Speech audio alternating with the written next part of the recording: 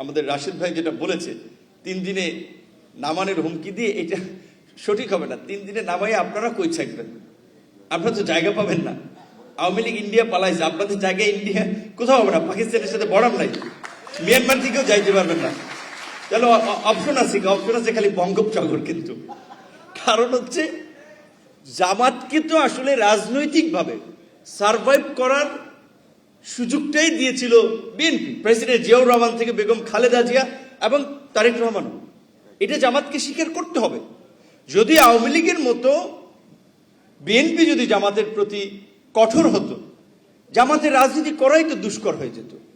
বিএনপিকে সবসময় ট্যাগিং নিতে হয়েছে ইন্টারন্যাশনালিও, যে বিএনপি জামাতের কর্মকাণ্ডের দায় বিএনপিকে অনেকখানি নিতে হয়েছে। তারপরেও বিএনপি যেহেতু বাংলাদেশের জাতীয়তাবাদ ইসলামী মূল্যবোধে বিশ্বাস করে, সেই জায়গা থেকে তারা জামাতকে নিয়ে দীর্ঘদিন রাজনীতি করেছে।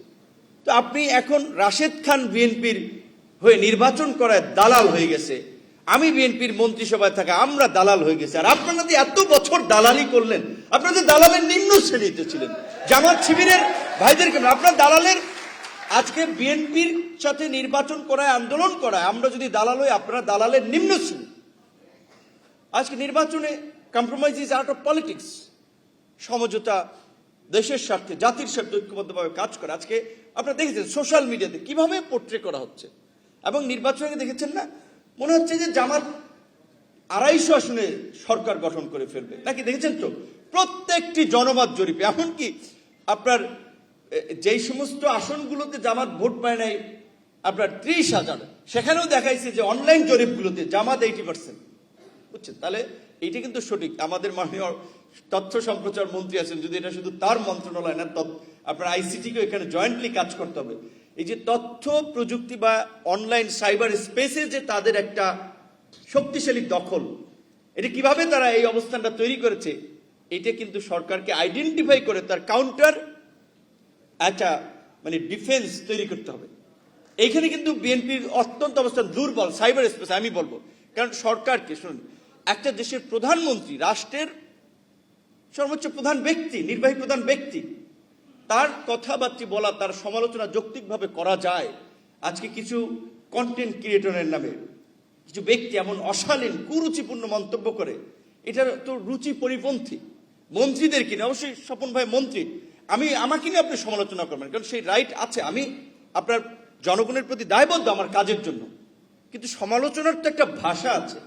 এবং একটা জিনিস দেখবেন, আমি নোটিস করেছি, বিশেষ করে সরকারি দলের নেতা এমপি, তাদের প্রোফাইলে গেলে পাবেন মন্ত্রীদের নিচে কমেন্ট করে তার প্রোফাইলগুলো চেক করে দেখবেন, ম্যাক্সিমাম জামাত শিবিরের সমর্থক। তার প্রোফাইলের পোস্ট শেয়ার, তার পোস্ট দেওয়া, এটা দেখলে তো বোঝা যায় ম্যাক্সিমাম জামাত শিবিরের সমর্থক। এমনকি দেখি অনেকে মাদ্রাসার বিভিন্ন জায়গায় মহাতামিম, অধ্যক্ষ টাইপের আর কি, এরকম এই সমস্ত লোক। তো আমি অবাক হই যে তার কমেন্টটা এইরকম, এত বিকৃত কমেন্ট, যেটা রাশেদ খান বলেছে। রাশেদ খান একটু বলতেছে, এই কারণে আবার সে তাদের সংঘবদ্ধ অপপ্রচারের শিকার। একজন সংসদ সদস্য পার্লামেন্টের তার সহকর্মী নারী সদস্যের বেশভূষা, তার দেহের বর্ণনা দিচ্ছেন। সেও একজন পার্লামেন্ট সদস্য, কোথায় দিচ্ছেন? ওয়াজের মাঠে এটা বক্তব্য। এইটা কি ইসলামের সৌন্দর্য না ইসলামের বাণী? রাশমিকা মান্দানা পৃথিবীর সবচেয়ে সুন্দর নারী, আপনি এই বেগানা নারীর দিকে তাকাইলেন কিভাবে? সে সুন্দর, তার অবয়ব, দেহাকৃতি, এইটা আপনি দেখলেন কিভাবে? এই সমস্ত ভণ্ডামি এবং এই সমস্ত মানুষগুলো ইসলামকে বিতর্কিত করছে, ইসলামের নামে রাজনীতি করে আপনার মানুষকে বিভ্রান্ত করছে। এই বিষয়ে আমাদের সতর্ক থাকতে হবে।